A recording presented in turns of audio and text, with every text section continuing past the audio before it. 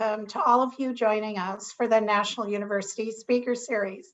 We appreciate the students, alumni, staff, and community members who have joined us for tonight's webinar.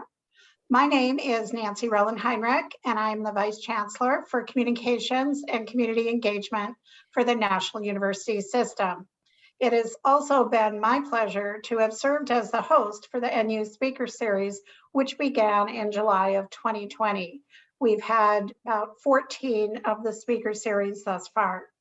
The Speaker Series has been designed to provide our audience with prominent alumni and other subject matter experts in a wide variety of fields, ranging from leadership, healthcare, finance, education, workforce development, military, cybersecurity, tonight, public safety, and many other topics of interest.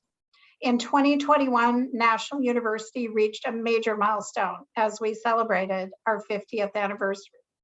We are very proud of our rich history, which has always focused on serving working adults in the higher education community. We are impressed by our 187,000 alumni who have made significant contributions in their professional fields and serving their communities. NU graduates make a difference. And I will tell you that law enforcement is one of our original 10 degrees at the university. Today is a great example of featuring one of our very own National University leaders, Shelley Zimmerman, who will share with you her leadership journey in public safety and her insights with all of tonight's participants. We look forward to hearing Shelley's story, and I am confident it will be a memorable experience. I'm pleased to inform you that following the presentation, there will be a question and answer period. You will have an opportunity to post your questions in the chat so our speakers can address your interests at the end of the session. The NU system is honored to have a special guest moderator this evening, Drew Schlossberg. Drew is a well-known community leader and education advocate in the San Diego region. Drew is the founder and CEO of Extra Weekly, as well as DSA, Drew Schlossberg and Associates. Drew brings more than 40 years experience in marketing, public relations, and communications, having worked in the newspaper industry, broadcast media, and podcast productions.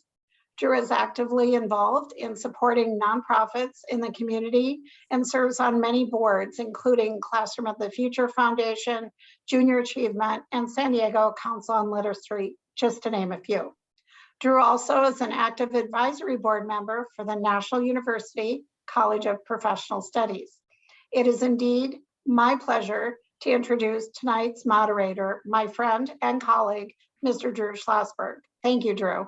Yeah, thank you so much for that kind remarks over here. And for everybody, I hope you strap yourself seatbelts on strong here. This is going to be a fun and energetic talk over here. I'm honored to call Chief Zimmerman a longtime friend and colleague. Shelley, of course, was the chief of police and worked with the San Diego Police Department for many, many years, and now has joined National University. Really focusing on her leadership curriculum and talking about public safety and everything in between. And you're going to enjoy this. And Shelley, what do you think? Let's get going, huh? I'm ready. Yes, thank you. You bet. All right. You grew up in Cleveland, Ohio. How did you end up in San Diego, and why did you join the police department? Well, thank you. And again, thanks for that kind introduction. And I'm just thrilled that so many people have tuned in to listen. And I'll tell you is that, from my point of view, is that the journey through life is rarely a straight line. There'll be many twists and turns and changes. And I believe that you should embrace them because they could lead you to places that you never imagined were possible. A football game changed my life. In 1980, when I was a student at the Ohio State University, several friends and I attended the Rose Bowl, and we watched our Buckeyes lose to USC in the closing seconds by only 1 point. I'm still not over it, but I believe that you can turn a bad experience into something good. And after that painful defeat, my friends and I, we took a side trip to San Diego. because we had heard about this world famous zoo called, the San Diego Zoo. And after seeing our amazing zoo and our beautiful beaches, I made a decision right then and there that I had shoveled my last driveway. I returned to Ohio, and after graduating, I jumped on a plane with only $200 in my pocket, one suitcase and my guitar. When I got off the plane in San Diego, I didn't know anyone. I didn't have a job. I didn't even have a place to stay. And I used to tell people, when I was your chief of police, don't worry, I planned ahead much better. Now, my dad was a trial attorney in Cleveland, and I always thought that I would follow in his footsteps and go to law school. That's what I still thought that I would do when I moved to San Diego. I mostly put myself through college, and I needed a job in order to pay for law school. I applied to be a San Diego police officer, thinking that that job would help pay for school. But from day one, I fell in love with being a police officer, and I never went to law school. And 35 years later, I retired as the chief of police. Now, there are so many reasons why I loved being a police officer. You're part of something that is much bigger than yourself, service to others, and the fact that often, multiple times a day, you will have the opportunity to make a positive difference in someone's life, usually at their worst possible moment. Let's face it, no one calls the police because something good has happened. And in San Diego, our communication center receives about 1.3 to 1.4 million calls a year. And speaking of twists, turns, and change, I believe we have a picture that shows what the San Diego Police Department headquarters, the picture on the left shows what the San Diego Police Department headquarters looked like downtown when I joined in 1982. And the picture on the right shows what it looks like today. It's a shopping center. And inside the shopping center, if you happen to visit it, there's going to be a small museum about the San Diego Police Department. I encourage you to go check it out when you are there. Also, I believe the next slide shows that when I joined the police department, we wore tan uniforms with no patches and drove white cars. And later, San Diego PD switched to blue uniforms with patches and black and white cars and helicopters. Yeah, snappy looking uniform there, Shelley. I'll tell you that. I want to remind our folks that are listening to this that if you have some questions, please put them in the chat. Probably around 6:05, 6:10, we'll get to some of those questions as well. And I know there's going to be a lot of them. So Shelley, one of your early assignments was to go back to high school posing as a student. What was that like? Well, I'll tell you, it was something else. After about 6 months that I was done with my field training and I was out working in patrol in a patrol car, driving around answering calls, I was selected to go work undercover, posing as a high school student. The assignment wasn't to get straight A's, but to buy drugs. Now, this was the early 1980s, and there were numerous reports of widespread drug sales on the campus of Patrick Henry High School. I actually talked myself into school as a junior. I didn't have any transcripts and didn't have a parent come with me, but I actually talked myself into school, which think about it, is almost kind of frightening. And keep this in mind, it happened years before the movie, let alone the TV show 21 Jump Street. The reports of drug usage and sales were definitely true. During my first week of school, in one of my classes, I watched a student place a book at the front of their desk to block the view of the teacher. The student then put down some lines of methamphetamine right on the desk, took out a small straw and ingested them right there. I thought, that's a clue. I probably should go talk to this student. The student sold me methamphetamine right there in class.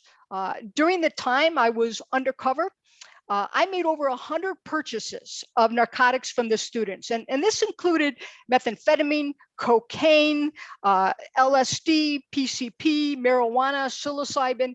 Quite frankly, you name it, I bought it. I arrested more. This headline here, front page of the Union Tribune. more than 70 students for sales of narcotics to me. And I'll tell you is that, many of the students, and obviously you would have conversations throughout the day because I had to take classes just like any other student. They never talked about studying or trying to get good grades or thinking about where they were going to go to school or even getting a job. What they did talk about was what they were going to steal, what they were going to do to get high and sell drugs. So yeah, definitely, Drew. It was quite an eye-opening assignment. Right, without question. We're chatting with Shelley Zimmerman, former police chief for San Diego Police Department. I'm Drew Schlossberg of National University's College of Professional Studies Advisory Board. You're listening to another part of National University's popular speaker series. Again, I want to remind our audience, if they have some questions for Shelley, please put those in the chat. You were promoted several times, and in 2014, you had been an assistant chief for quite some time, and Kevin Faulkner was elected mayor and appoints you chief of police, and you're unanimously confirmed by the city council. Congratulations. When you did this, you became the first woman police chief in the history of San Diego. Was this a goal of yours to be the chief? And did this add any extra pressure because you were the first woman to be the police chief? Great question. And I'll tell you, my goal was never to become chief. It wasn't even a blimp on my radar when I joined the police department. Quite frankly, I just wanted to be the best police officer I could be in whatever assignment I had. I didn't even think about promoting to sergeant until I had about 14 years on the department. And about that time, I was now a detective back working narcotics, and the lieutenant of the narcotics division came up to me and told me that the sergeant's test was coming up and he wanted me to take the test. I told him no, because I enjoyed working undercover, but he convinced me and I did sign up to take the test. I did well on the test and interview, and I was promoted to sergeant. Years later, that same person who was now a captain also convinced me to take the lieutenant's exam. I did well on that exam and interview and was promoted to lieutenant. After I was promoted to captain several years later, I was transferred to Northern Division, which included the area of most of the beaches and bays of San Diego. And I spoke often with the elected city council member of that area, Kevin Faulkner. I think there may even be a slide on that. And he learned quickly how much I loved being a San Diego police officer and my intense desire to make a positive difference in our communities. And I'll tell you, Drew, nobody accomplishes anything by themselves, and I'm certainly proof of that. And I was helped immensely along the way, and stood on the shoulders of many women and men who helped guide me along the way. And every assignment I had was a building block of experience. And I also never worried about the next assignment. I just worked as hard as I could in the assignment I had. But without a doubt, if it wasn't for that lieutenant seeing something in me and continuing to pester and nudge me to take the sergeant's test and then the lieutenant's test, and if I hadn't been assigned to Northern Division, likely none of this would have happened. And as I said earlier, you need to embrace your twists, turns, and changes. And as far as your other question about the added pressure about being the first woman, I wouldn't say added pressure, because I always, put a lot of pressure on myself to do well. However, I did realize very quickly how much it meant to many others that I was the first woman chief of police, and the importance of being a role model because of something that happened almost immediately after I was appointed chief. And that is, I walked around a lot. And once I became chief, the sheer numbers of mothers and fathers who would come up to me with their young daughters and say this is the chief of police. This is living proof that you can accomplish anything you want in the world. I tell you, that was something very special to hear, and I never took it for granted. Anyone who spent any time with you, Shelley, knows that leadership and leader certainly emanates out of you without question. It's in your DNA. You just gave a great example of that. You get out of the office, you're talking to people. Matter of fact, there's not a person you wouldn't want to talk to, for God's sake. And, that's what you do. You really believe in the importance of authentic leadership. And part of it is something that I think is so you. You had a sign on your desk as a chief that said, "Bad news welcomed here." That's so you. And why'd you do that? Well, it is about leadership. And I believe that you should never take on a leadership position if you can't handle and address bad news. You must create a culture within your organization where people feel comfortable bringing bad news forward. While no leader is going to relish the bad news, without it, you're not going to be able to problem solve. And as the executive of a police department, or of any organization for that matter, you need to use it to get better. And the first time, here's some advice, the first time that someone brings you bad news, never bite their head off, because they will never bring you any other piece of information ever again. And you should thank them, because they just gave you a gift. You need to remember that your personnel is your most important resource. And I believe to be a successful leader, that you must be a lifelong learner. It's one of the reasons why I'm thrilled to be here at National University. You know, what was considered a best practice years ago is likely not today. And what is regarded as a best practice today likely won't be years from now. This means that you must keep pushing, innovating, and improving. Here's something else. Is it going to be risky at times? Yes. Will things not always work out the way that you anticipated? Also, yes. Will critics revel at your every misstep? Count on it. Absolutely count on it.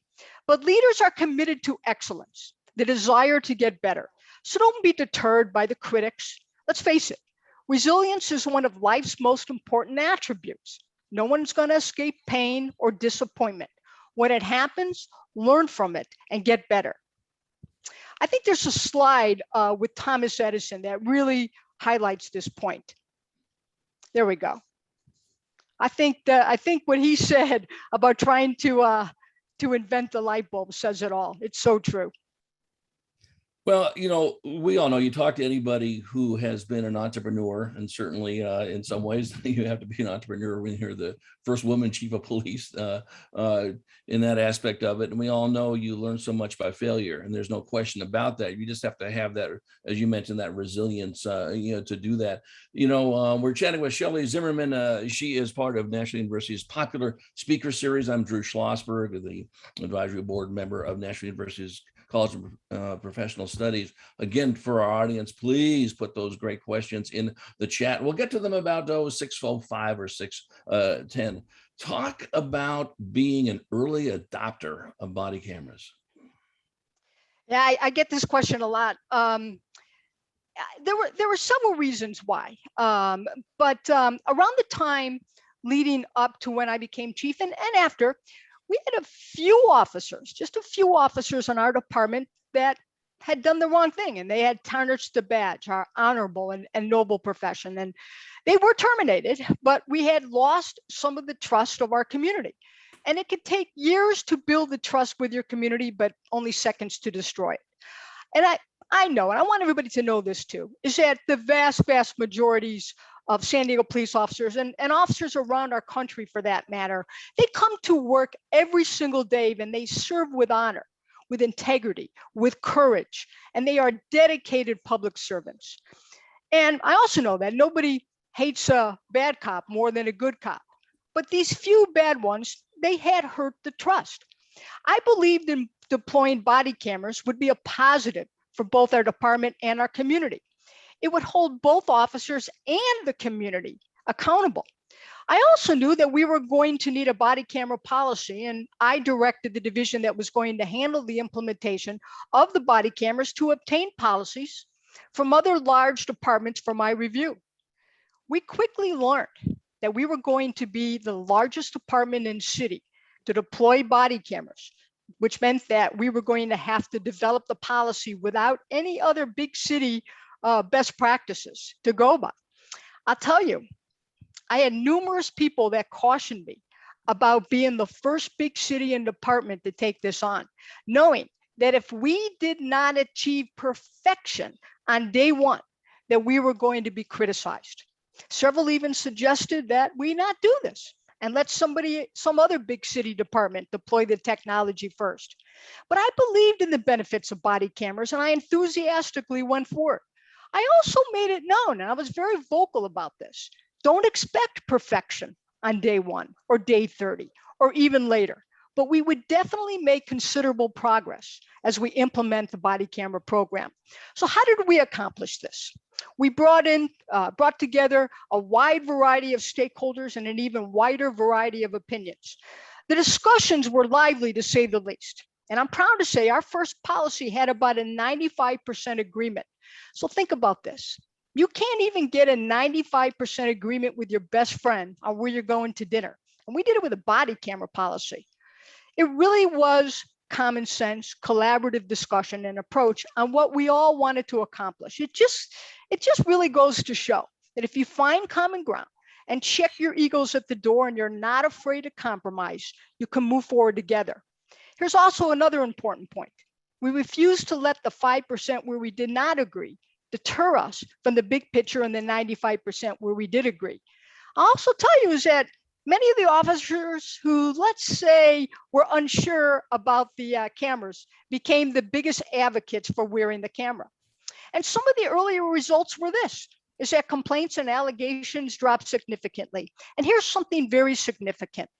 Almost all the time, with the additional piece of evidence from body cameras, a definitive finding can now be made when complaints come in. And this means that there were now very few of the he said, she said type of situations with no determination. And that greatly helps to build trust when you can make a determination. Now, I'm just going to add a little more because probably some of the most controversial parts of this policy also evolved over time. At first, I took the position not to release any body camera video evidence to the public. Some wanted every single video from every single officer on every single encounter released without exception. Others wanted some video released, and like me, some did not want any video released as routine. Keep this in mind though, from the beginning, there would be entities that would be able to view the videos, but I just don't support trial by public opinion. In addition, what also weighed heavily on my initial position was this. People call us and invite us into their homes during terrible times. And I didn't want to victimize them again by releasing their video for all to see.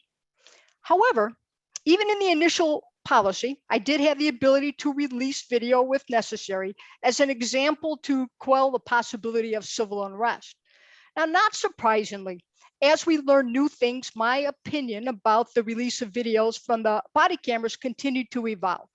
And in 2016, District Attorney Bonnie DeManis, Sheriff Bill Gore, and I came to the opinion to help maintain the trust of our communities that video evidence in officer-involved shootings needed to be released and the investigation into these incidents needed to be the highest priority and completed thoroughly, but more quickly. We took this new approach to all the San Diego County chiefs with the idea to have the district attorney release video evidence in officer-involved shootings after the DA made a determination if the officer involved held any criminal liability. All the county chiefs agreed. And I believe we, San Diego County, became the very first at that time in our entire country to do this. We also invited the FBI and the U.S. Attorney's Office at the beginning of the investigation to monitor all officer-involved shootings, which was another first. I'm proud to say that we were an industry leader in body cameras, this new technology, and we were visited by many police departments across our country and globe to learn how we implemented this technology. And I still get calls today regarding how we went about implementing the body camera program. Well, since you're talking about new technology, let's make another shift over here to social media. My goodness, that is something that obviously probably had a major effect on how you ran your department and how your officers worked. Talk about that. Yeah, I'll tell you, social media has absolutely changed everything. If you would have told me when I became a police officer back in 1982, that many years later as the chief of police, that there would be a social media unit and they would be an integral part at command posts during critical incidents to look at the accuracy of some social media posts, or this social media unit would be proactively putting out information to inform and connect with our community. Here's what I would have said. What's social media? Because it didn't exist. Social media can be good, can be bad, and can be ugly. So how familiar are you with social media? I believe there's a slide that shows this slide shows the 5 most popular social media channels. Most people are probably familiar with this. But look at the next slide. These are other social media platforms. And this slide doesn't even show them all because there's new ones that come online all the time. With social media, it also seems like everything is a breaking news headline. I think there's a slide that shows this. And those headlines vary widely. And headlines have the ability to tap into emotion with just a few words. So take a look at this slide. Both these particular headlines may be accurate, but they do not portray the same sentiment. And how many people will actually read the story and only look at the headlines? I often say, as others do, words matter. And since social media never sleeps, it is an instant communication to the masses. Something can happen across the country or world, our state, and it can affect us right here in San Diego.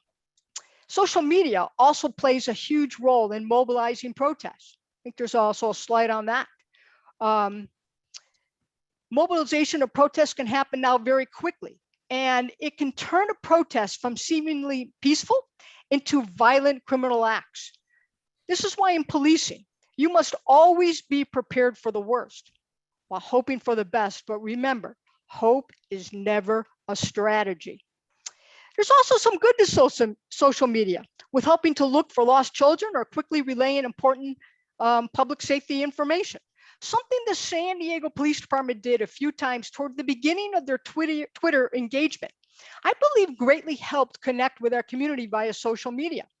We had a tweet along from the San Diego Police Department's Twitter page. We spent about 8 hours, one afternoon and evening, tweeting different calls throughout our city and the outcome of those calls.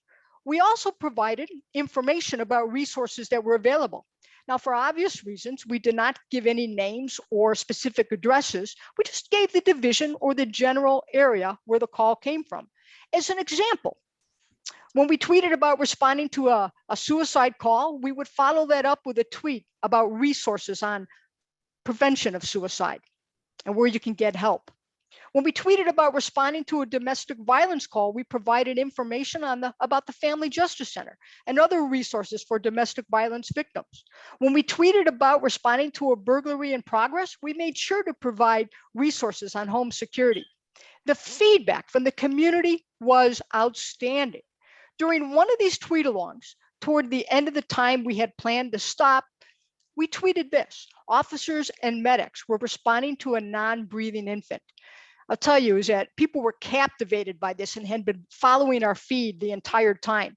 And immediately, numerous people responded on Twitter, and some even called into our communications division to plead with us not to stop our tweets until we provided the status of the infants. People were even tweeting that they were praying for the infant. We were all relieved when the officers arrived and the infant started breathing again. So these are just a few examples that how social media is a very powerful platform.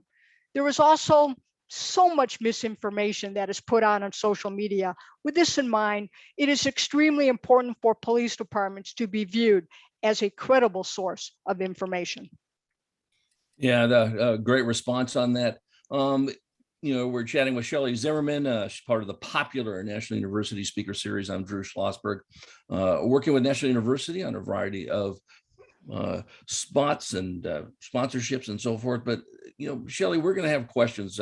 If we had to answer all the questions that have come in the chat, we'd be here for about another 14 years. So we'll get to those questions coming up. Talk about the biggest leadership challenge you had while you were chief.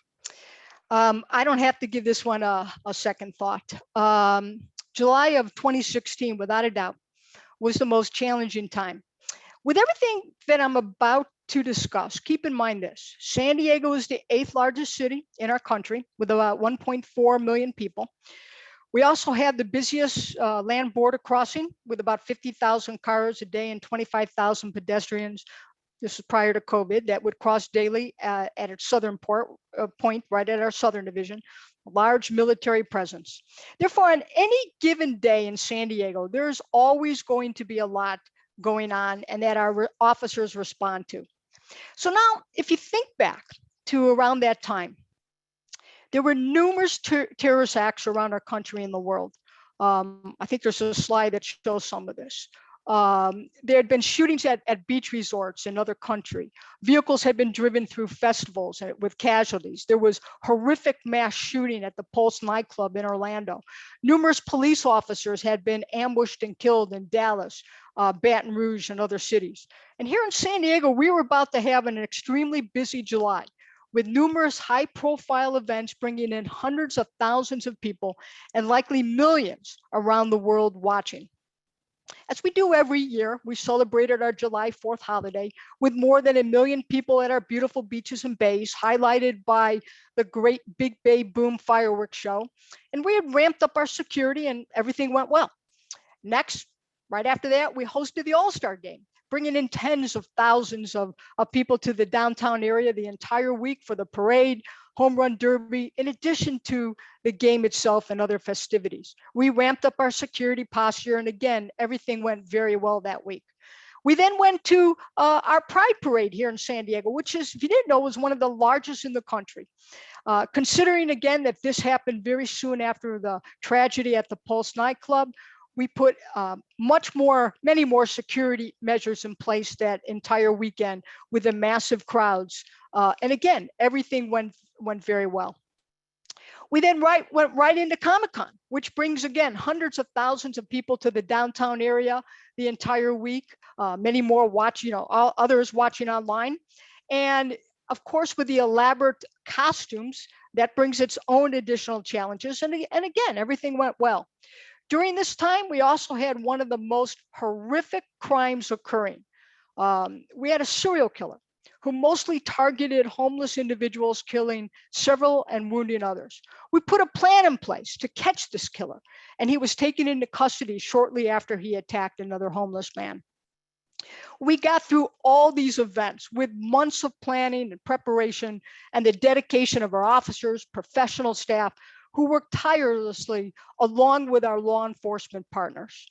It's now July 28th, and I had spoken at an event that night and then went home looking forward to relaxing for the rest of the evening. Took off my uniform, and then I received the phone call that no chief ever wants to get.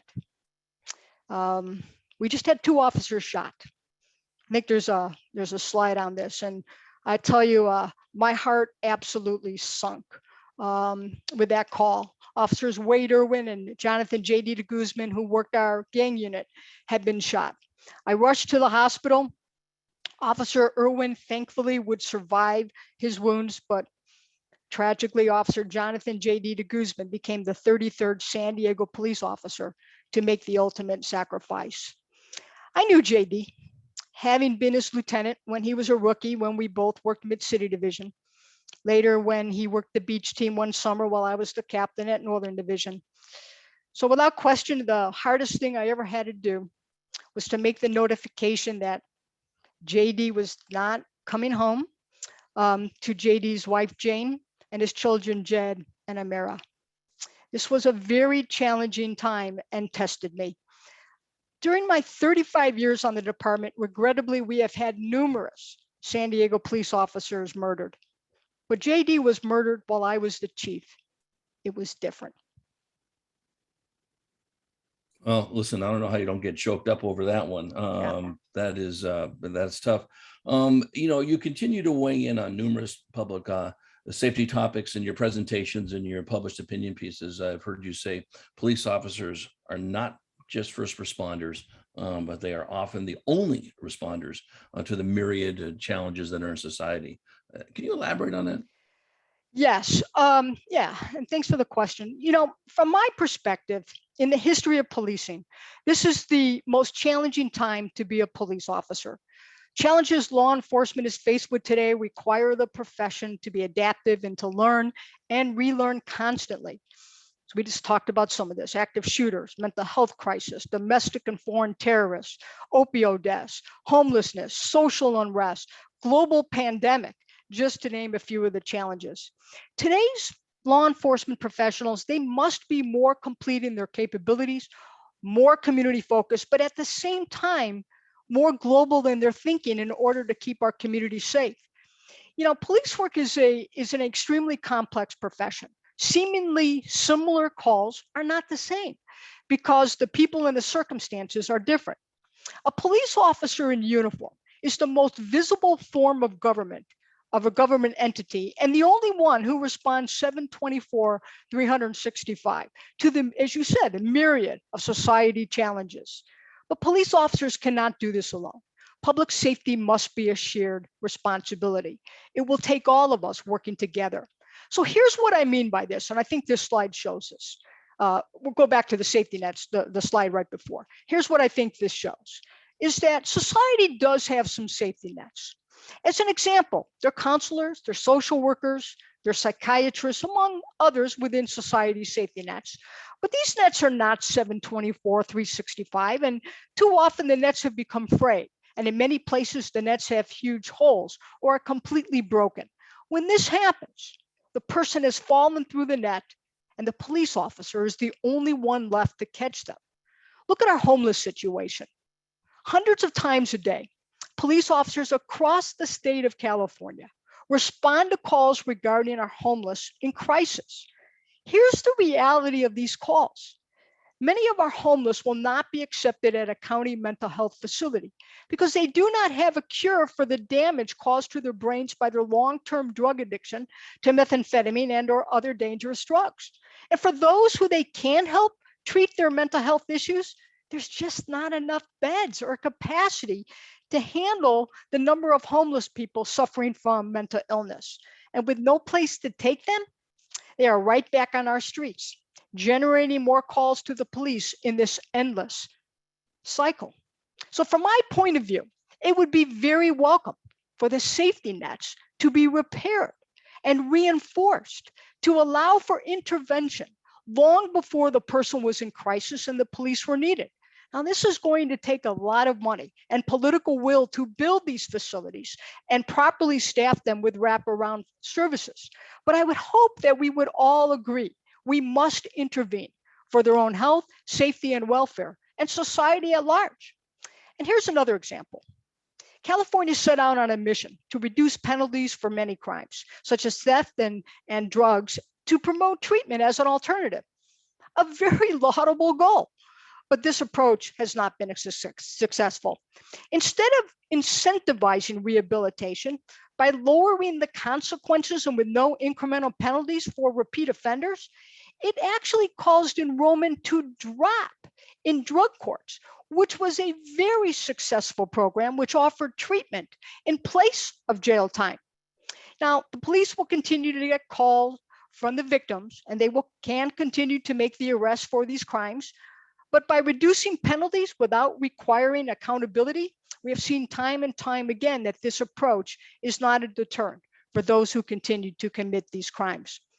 And I'll tell you, Drew, in conclusion, I think there's a slide, the next slide. It was an absolute honor and a privilege to be a San Diego police officer. Without any hesitation, I would do it all over again if I had to choose a career. Those of us in law enforcement, we know our society depends on us and we need the support of our community. It must never be us versus them because it's only us. Thank you for listening. That's a great point, and that really does talk about we all are on this together. The police department certainly relies on us citizens to make sure that we're not the victims and make your job harder and so forth, and to really have eyeballs out there too. Are you ready for a few questions? Sure, let's do it. All right. So here's one from Annette. And it's something that certainly is right up your alley. You are just such an advocate of community relations, and just making sure you were out there, but also that your officers were out there and making sure that they knew the communities they were serving and the communities knew who they were. Talk about that.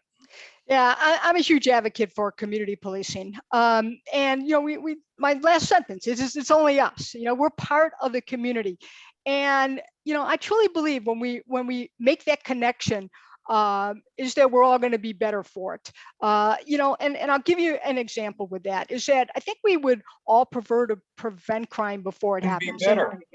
Shelley, there's no way you can be better. I can always improve. Great to see you. Now, Drew Schlossberg, he could get a little better. Randy, how come you're not wearing your mask? Well, I wanted you to recognize me. Who could not recognize you? Interim president of National University. How you doing, Randy Frisch? Good. Looking forward to breakfast at Adams. We'll do that whenever it comes back. And you know what? Shelley's met me there before too. So Right. it'll be a threesome. How's that sound? Yeah, that sounds great. Yeah, it's now called something different, but I drove by the other day and there's one there that still does breakfast. So Yeah, we'll figure that one out over here. But do you have a question for Shelley? I'm not sure I'm the best one to offer, but maybe how does it feel to transform a department like she did? What are the keys to that transformation? Because policing can be pretty transactional, and what Shelley did is raise the department to really a transformational, community-minded organization. So. Well, I appreciate that question, but I'll tell you, no one does anything by themselves. It took all of us to do it, leaders throughout the entire department. And I will tell you, it's just not those that have the rank. Everyone is a leader on the department, and every officer is really an ambassador for our department, an ambassador for our city, an ambassador for the honorable and noble profession that's called a police officer. Yeah, but that requires somebody to lead them, Shelley, and you did a great job. Oh, thank you. Yeah, Good to see you all. sure. Nice to see you. Good seeing you, Randy. So Shelley, here's an interesting question from Peter. What advice would you give a 20-something Shelley Zimmerman that would have been helpful for you in your journey? Yeah, that's a great question. And obviously everything was a learning experience, and that's why I put that one slide in there that said, don't be deterred by your critics. You are not going to get, unanimous opinions on things that you want to move forward. There's always going to be somebody that doesn't think that that's the right approach. But it was a lot of lessons learned for me, that take all the information that I could at the time, make the best decision that I could with the information that I had, but I wasn't afraid to pivot. As I learned new things or more information came in, it's okay to pivot and to go in a different direction. So listen, I'm sure there were times like all of us, especially during COVID, but pre-COVID as well, where, man, I don't know if I can go one more hour. How do you sit there and deal with burnout? Because your job is 24/7, 365, maybe even 366 in a leap year. Officer wellness is critically important, and very proud. Matter of fact, Assistant Chief Sarah Creighton was instrumental in getting our wellness unit at the San Diego Police Department up and running.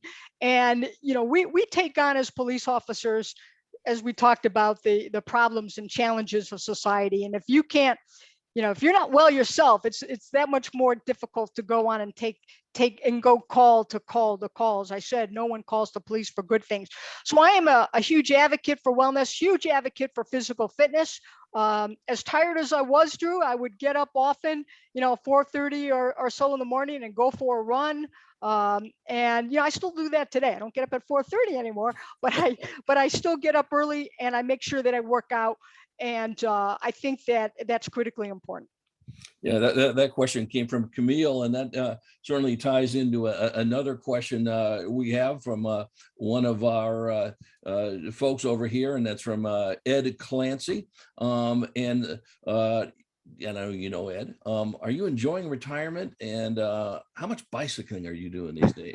That's a great. You know what I do miss? I will tell you, I miss it. I do miss the, miss the people at the department. You're surrounded by just incredible public servants that go out every day, and really do make a positive difference in the lives of so many here in San Diego. And I don't miss one thing. I don't miss. I don't miss the 2 o'clock phone calls, the 3 o'clock phone calls. I'll tell you, when that phone rings in the middle of the night, it's never good news. And so I don't miss that. I definitely enjoy that I have the opportunity to ride my bicycle more. I'll just do a shout out for the Challenged Athletes Foundation. I just rode back in October 640 miles from San Francisco to San Diego to support the Challenged Athletes Foundation. When riding my bicycle for Padres Pedal Cure Bound, help find a cure for cancer. That's coming up here in a couple months. So being able to get out, still get out in the community, but being able to ride my bicycle and just meet people, continuing to give back to the community. I tell you, I'm the luckiest person in the world to have this opportunity. Well, that's so well stated. And listen, I'm going to take a liberty. I'm going to ask a question. I worked for the newspaper for a zillion years and all this. What was your relationship with the media, and how important is it for a police chief to have a good relationship with the media? Well, I tell you, overall, I think it was pretty good. There was some that wasn't so good.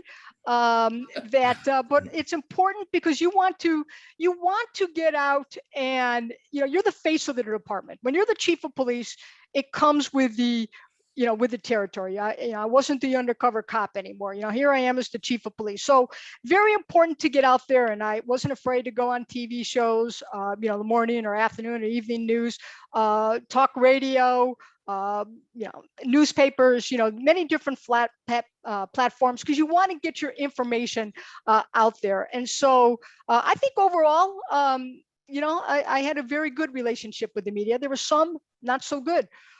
Drew, I did see, actually, I was able to see one question that came up about defunding the police, and what was my thoughts about, the talks about defunding the police.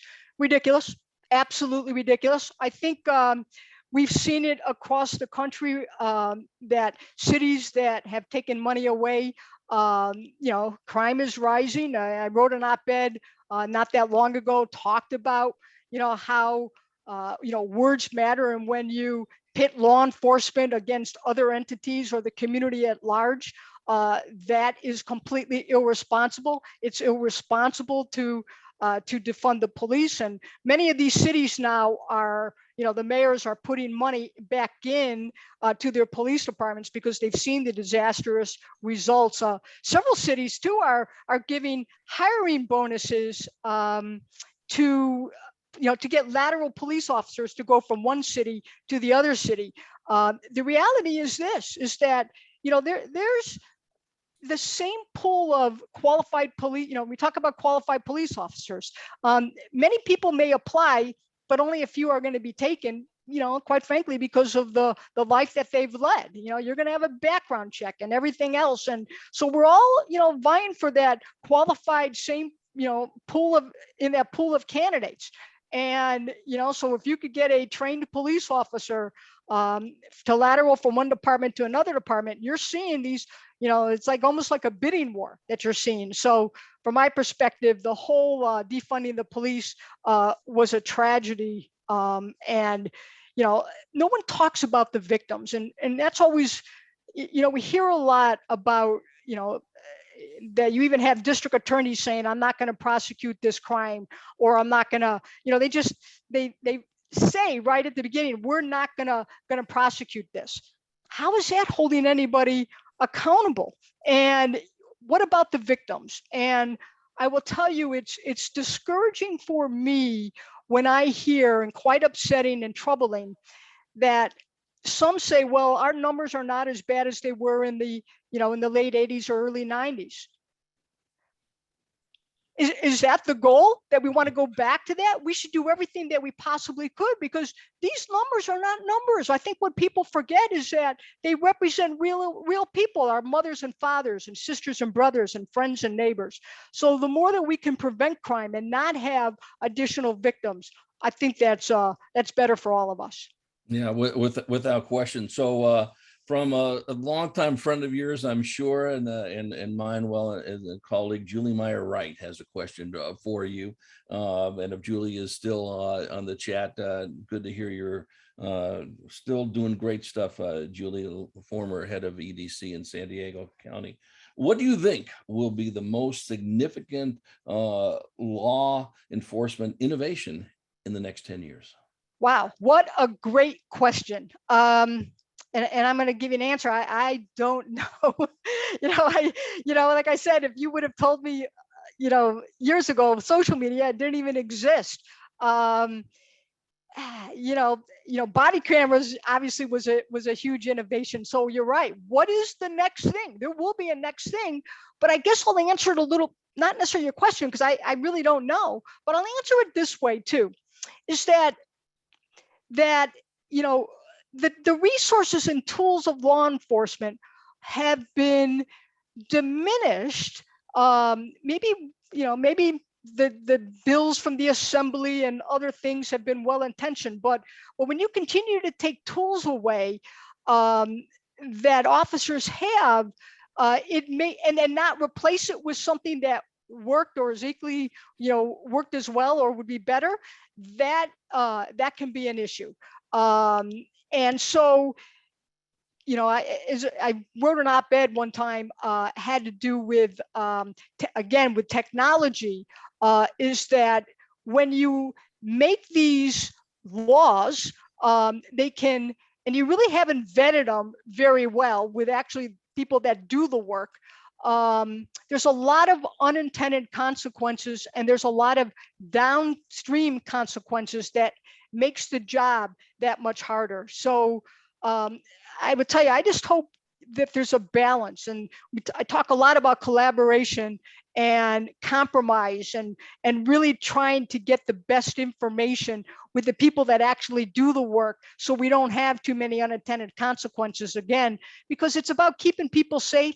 I get privacy, I get all of that, but there's got to be a balance on how we keep our community safe, because I'll tell you, those that wish to bring fear and harm into our community, they don't have to worry about legislation. They just go and do it. And when you have district attorneys saying, we're not going to prosecute crimes, that's a problem.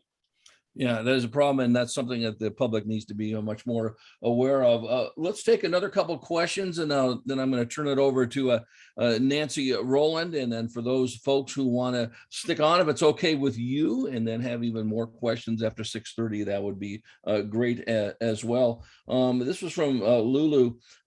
So, talk about some of your experiences, in handling some of the gender issues in a field that's dominated by males. Did you have any issues with that? Yeah, I get that question a lot, and I think some people are surprised by my answer. Is that I know my experience probably wasn't the same for other women that have joined a male-dominated profession, but I didn't, at least not overtly. I didn't really feel that I wasn't treated right. I mean, I felt, every assignment that I had, that I was accepted. I think part of it is that I let it known from the very beginning that I wasn't going to tolerate, bad behavior anyway. And so, maybe it just didn't happen in front of me because they knew I wasn't going to tolerate it. But, I'm proud of the San Diego Police Department. I think, that they've been a very progressive department, that, if you can do the job, you get to do the job. So, I really felt that, I was nurtured along the way. Obviously, as I said, stood on the shoulders of many women, but also men that really helped me along the way. So, I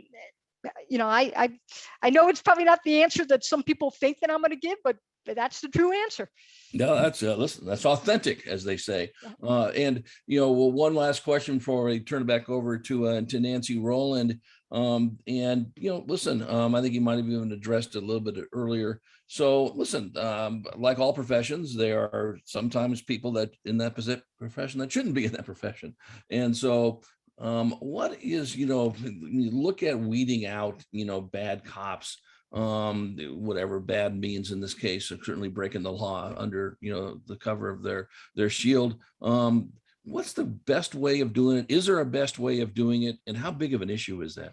Yeah, well, I would tell you, as I said, most police officers serve every Right. day with honor, distinction, integrity, Right. and they're really dedicated public servants. But we hire from the human race.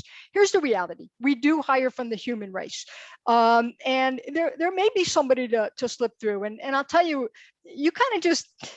You reminded me of something. I remember I was giving a presentation to city council, and I'm not going to mention the name of the city council member or anything. If anybody wants to go back and watch some of the presentations, you figure it out. But I remember, we're talking about that it's difficult to hire, and we our standards are high. And I remember that council member saying, well, why don't you just lower your standards? And I'm like, whoa. And my response back was this: as long as I'm chief of police, we will never lower our standards, nor am I going to apologize for having high standards. So they never brought it up again. But to even think that to solve a staffing problem, they should lower standards. That's a recipe for disaster. You should want the best and the brightest, pay them, as I said many times at city council meetings, I believe the San Diego police officers and professional staff should be the highest paid in San Diego County. I agree with that. Terrific. So I encourage our folks that are still with us, and I'm sure there's a ton that still are. Hang tight. We're going to have Nancy do some closing remarks, and then we're going to be right back with Shelley for some other questions. Nancy, all yours. Thank you, Drew. And thank you so much, Shelley. Your presentation has been amazing. I think everybody has learned from tonight's session a lot about leadership, a better understanding about public safety. And I think it's been, really insightful, and we really appreciate that. I know that many of you may have to sign off because we announced that this is from 5:30 to 6:30, but Shelley has been so generous with her time that she's agreed to stay on for another 10 or 15 minutes. Drew, you've been an excellent moderator, and we'll go ahead and have Shelley address a few more questions. We really thank you for participating in the National University Speaker Series. We have another one coming up next week, but I'm going to go out of turn as well and ask Shelley a quick question if she doesn't mind. But National University has really benefited from Shelley's onboarding at the university and taking her experience and really shaping our educational programs related to law enforcement. So I would just like Shelley to share with the audience, what it's like being on the other side where you can really influence the next generation of law enforcement. I so appreciate that question. I thoroughly enjoy, when I have the opportunity to teach current issues of law enforcement to the students, or guest lecture for many of the other professors at National University, or help to do research or put new curriculum together.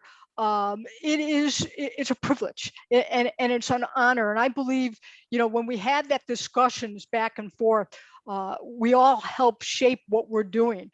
And, what's so important is to be a critical thinker. And that's what we're doing, at National University, when you have these lively discussions, and it really makes you think in many different ways. And, there's a saying that says, if you're the smartest person in the room, then you're in the wrong room.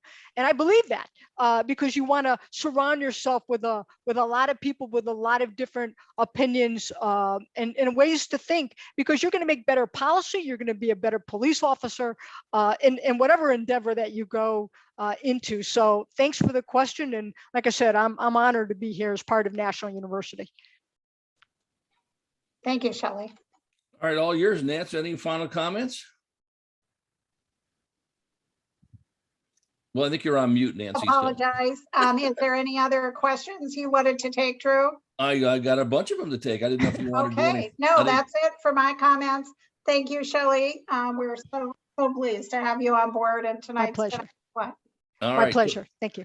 All right, here we go. Shelley, here's one from Ma Veronica Gian or Gian, and I apologize if I'm messing up your name. And this is a huge issue here, and a lot of people don't realize it's a huge issue.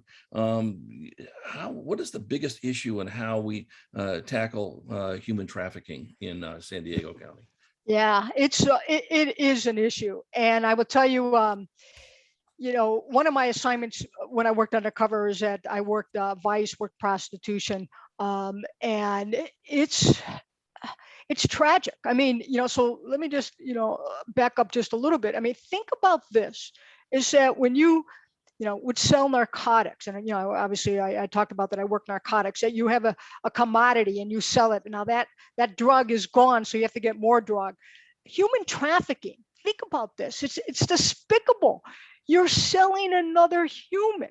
And they go from one person and you sell to another person. So how do we stop this? It's going to, again, take all of us. Now, San Diego here, I think we work collaboratively better here in San Diego County than in any other place in the country with our state, local, federal, and community partners. And everywhere from hotels, we've done presentations to, is somebody checking in that just looks wrong?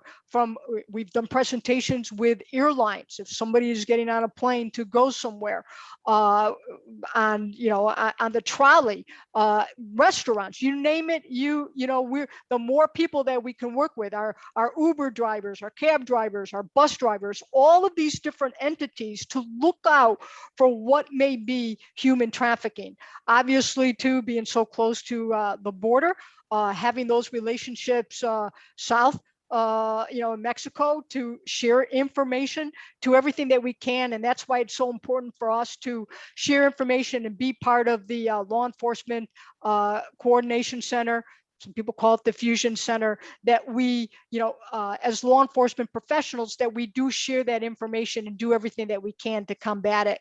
And it's in every demographic. Yeah, no, it's something, it's big. And I'm always amazed how many people in San Diego County don't realize it's an issue, in this area. And it is very, very real. And I appreciate the question there. This is from Fabian. Fabian is a former Border Patrol agent and part of the joint task force, and wanted to know how tough of a challenge is it for you when you were police chief to work with different types of group from the Fed, state, and local agencies and make sure everyone is working together? Yeah, and I'll tell you, kind of goes back to what I said before. I think we do it very well here. Is that we have, as I talked about before, that we have the county chiefs and sheriff meeting, that we get together and we talk about these issues that are not just unique for one city, because let's face it, those that are committing crimes, they don't necessarily care what city they're committing the crime. They can commit the crime in La Mesa, they can commit the crime in El Cajon, commit it in San Diego. So we have to make sure that we share this information. And certainly being so close to the borders, I said, right at our southern division, we have to have that relationship with our federal partners, Border Patrol, and others, because again, those that are committing crimes, they're not just doing it on one side of the border, the other side of the border. You have some that are going back and forth. Obviously, you talk about human trafficking, drug smuggling, and other things that are happening. So communication, cooperation, collaboration is the key for success. And that's one of the reasons why San Diego County is one of the safest, not the safest urban area in our entire country. And it is because of that collaboration. Right. This is from Nicholas. What are the benefits of intelligence-led policing? And maybe you can define that for our audience. Yeah, that's a great question. A lot of people, there are a lot of different definitions for it. I think it's evolved over time. I'm a believer in data. I'm a believer in as you talk about intelligence-led policing and using data, and not just data, but maybe information that comes into you as to where you should focus your efforts. As an example, if somebody has a propensity to commit crimes in a certain area, street robberies, and this is the likely date or time that it's going to be, we're going to put officers in that likely date and time in order to hope to take that suspect into custody. So by using your intelligence-led policing, your data, you're focusing your efforts into the area that it's going to be most useful, because look, we only have a limited number of resources, right? Police departments, even with all the collaboration that we have with our community partners, our law enforcement partners, it's not, it's a resource that isn't infinite. So we have to make sure that we put the intelligence into it and put the resources into the best likely scenario where we can be successful and take that person into custody and prevent crime. Yeah, we were talking right before the show, Shelley, wondering if you were going to get a question on the incident that happened in Texas at the temple, and you did, from a gentleman that wanted to know how you would handle this. That's from Kevin, and how you'd prepare for this. I know you prepare for everything, and how would this be communicated to the public and certainly internally? Yeah, so if you take what happened at the synagogue in Texas, and just about immediately, I'm sure Chief Neslight, I'm sure Sheriff Gore dispatched additional officers to places of worship right here in San Diego, because there's a lot of fear out there what was going on. And so prior to that, you're going to have a lot of community partnerships. I know I did, even back when I was a lieutenant, and then all the way through chief, that you'd have different community advisory boards. And as an example, I can remember a case when the tragedy and the mass shooting at the church, I believe in Charleston, South Carolina. Immediately, I reached out to a pastor advisory board that I had, and I said that we were going to be providing additional security at your places of worship, your church. Same with when a mosque was a mass shooting at a mosque, or so whenever any of this happens, you have your community network and advisory boards that you're going to reach out to the community to let them know that we're going to be providing extra security. And one of the things that used to keep me up at night as chief is that what didn't we prepare for? As I said before, preparation is key. Plan for the worst, hope for the best. Hope's not a strategy. So what kept me up is what haven't we thought of that we, don't necessarily have a response to. So it's all about, again, being proactive with your community, because it's not if something is going to happen, it's when something is going to happen. It can happen in a big city, it can happen in a small city. And something that you don't know is that with these critical incidents, was it a isolated incident somewhere else, or is it going to be a coordinated across different cities? You don't know that. And I remember something that the FBI director at the time, James Comey, told me. And here's something that he said that always stuck with me. He said, it's no longer enough looking for the needle in the haystack. We have to try to figure out which strand of hay in the haystack is going to become the needle. And then with technology, and then with citizen technology folks that want to help out on this, there is some advantage to people that can do this, because that can be a very big of a benefit on this. One last comment from me, and then I'll see if Nancy or any of the colleagues have one, or if you have a question, or something that wasn't brought up you want to talk about. Talk about drones. I don't hear a lot of talking about drones in policing, or maybe I'm just missing something. I'll tell you, Chula Vista has a drone program, and they were an early adopter Yeah. to this. And it's been very successful from what I understand. It's been very successful. It's probably just a matter of time till more police departments go to it. Helicopters are phenomenal, and they really help. Sometimes you don't need to launch your helicopter. Maybe you could launch a drone. Right. And so, there's a lot of different ways that I can see how that would be very beneficial. Looking for lost children, launch it. Maybe it's in a huge park area, and to be able to deploy that technology to see a wider area. I think that that certainly plays a role in public safety. Yeah, and I'm sure that's going to be coming sooner than later on this. If there's been anything that we have missed, Shelley, that you wanted to elaborate on? There's so many things, but I just want to just to end this again by saying I'm thrilled so many people took the time out of your busy schedules to tune in. And it really is, when we talk about public safety, it does take all of us. It is a shared responsibility. It's an honorable and noble profession. It was an honor and privilege to be a San Diego police officer and retire as the chief of police. Like I said, I have hundreds of people that I can thank that has helped me along the way. And I'm just thrilled that people tuned in tonight. And if you're looking for a career, if you're looking for a job where it's service above self and to give back, San Diego Police Department is hiring. Yeah, I'm going to make one more comment here. So I lied. I apologize on this. And you've been on the show with me on my podcast many times talking about the San Diego Police Foundation, and what a great organization that is. Can you shout that out a little bit? Yeah, I'd love to. You only have so much in your budget, right? And the San Diego Police Foundation has been absolutely instrumental in meeting many of our unbudgeted needs for training and equipment.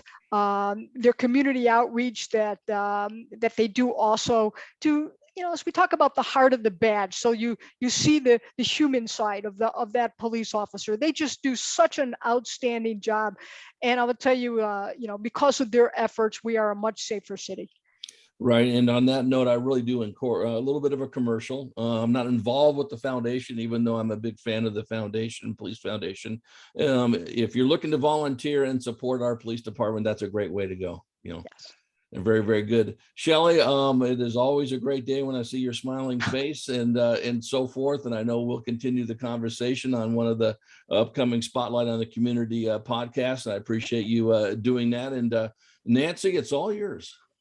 Okay, well, first of all, thank you very much, Drew. He has moderated many of our speaker series, and you can see why we always invite him back, because everybody seems to know Drew well and have been on his podcast. So look forward to, hearing Shelley's interview on your podcast in the near future. Shelley, this was absolutely amazing. I think that everybody really gained an appreciation for the scope of what you've done throughout your career and how you're applying it these days. I'm also happy to give a shout out to the San Diego Police Foundation. I have been an avid supporter of their events as well. And again, thank you to all the participants. I know you're very busy, and we appreciate you taking the time to join us. We had well over 140 people today, and we still have 70 people listening in. So thank you so much. And please join us next week on the 25th for our next speaker series. Chief Zimmerman, thank you, Drew Schlossberg, and a special shout out to Patricia and Jen and Tara from the National University team for helping to coordinate tonight's National University speaker series. Good night to all.